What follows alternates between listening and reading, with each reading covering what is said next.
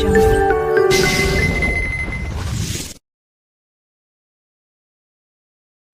दोस्तों, आप लोगों को स्वागत करता हूं आपके अपने यूट्यूब चैनल मैथ संग्रह में। तो आज के वीडियो में हम लोग देखने वाले हैं इम्पोर्टेंट क्वेश्चन को। तो चलिए आज के वीडियो को शुरू करते हैं। आज का फर्स्ट नंबर प्रश्न आप लोगों के सामने दिया हुआ है।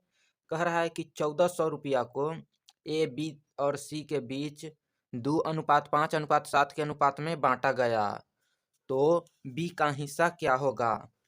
तो यहाँ पर दिया हुआ है 1400 रुपया टोटल दिया हुआ है, तो यहाँ 1400 लिख लेते हैं। 1400 को हम बांट रहे हैं ए, बी और सी में बांट रहे हैं, जो कि 2:5:7 के अनुपात में दिया हुआ है। तो यहाँ लिख लेंगे 2:5:7 के अनुपात में लिख लिए।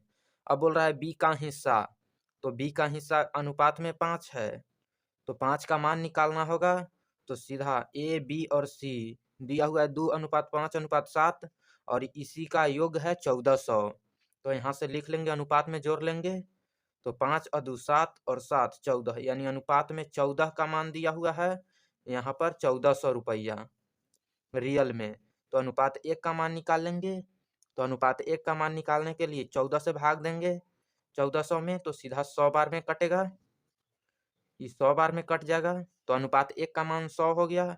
अब हमसे पूछ रहा है बी का हिस्सा, तो बी का हिस्सा यहाँ अनुपात में 5 है और अनुपात 1 का मान आ गया 100, तो अनुपात 5 के मान 5 गुना 100 हो जाएगा, यानी 500 हो जाएगा। तो बी का हिस्सा 500 हो जाएगा, यही करेक्ट आंसर हो जाएगा। आज का सेकंड नंबर प्रश्न आप लोगों के सामने दिया हुआ है। कह रहा है कि कुछ धन राम, मोहन और मनोज के बीच 3:4:5 के अनुपात में बांटा गया। अगर मोहन का हिस्सा राम के हिस्सा से 900 रुपया अधिक है, तो मनोज का हिस्सा क्या होगा। तो यहाँ पर 3 गो दोस्त है, राम, मोहन और मनोज। तो यहाँ लिख लेते हैं राम, मोहन और मनोज। मोहन और मनोज 3 गो दोस्त है, जिसका अनुपात दिया हुआ है 3:4:5 के अनुपात में बांटा गया, यानी 3:4:5 के अनुपात में बांटा गया।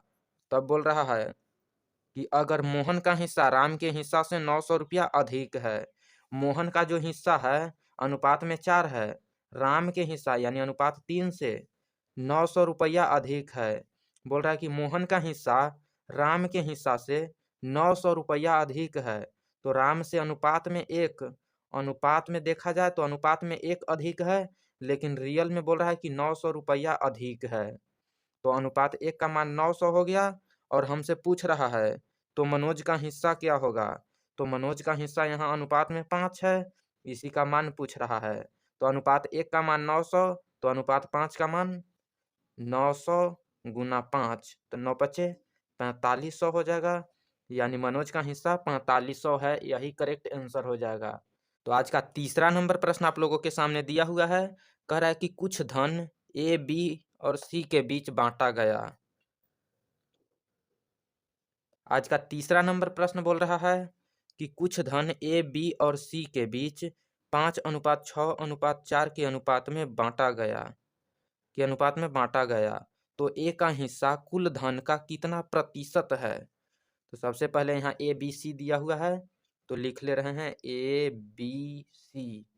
ए, बी, सी के बीच में जो है 5:6:4 के अनुपात में बांटा गया। तो यहाँ से बोल रहा है कि ए का हिस्सा कुल धन का कितना प्रतिशत है। तो ए का हिस्सा अनुपात में 5 है, तो ए का हिस्सा यहाँ लिख ले रहे हैं 5, अनुपात में 5 है, और टोटल धन है अनुपात में 5 और 6 11 और 4 15, यानी टोटल 15 है। ए का हिस्सा 5 है टोटल 15 में, तो लिख लिए ए का हिस्सा 5 और ये टोटल 15 में है, तो 15। और बोल रहा है कि कितना प्रतिशत है, तो प्रतिशत में बदलने के लिए 100% से गुना करते हैं, तो 100% से गुना कर दिए। अब यहाँ से काट लेंगे 5 से, यहाँ 3 बार में 15 हो जाएगा और 100/3 हो जाएगा। यहाँ लिखते रहे 100/3%।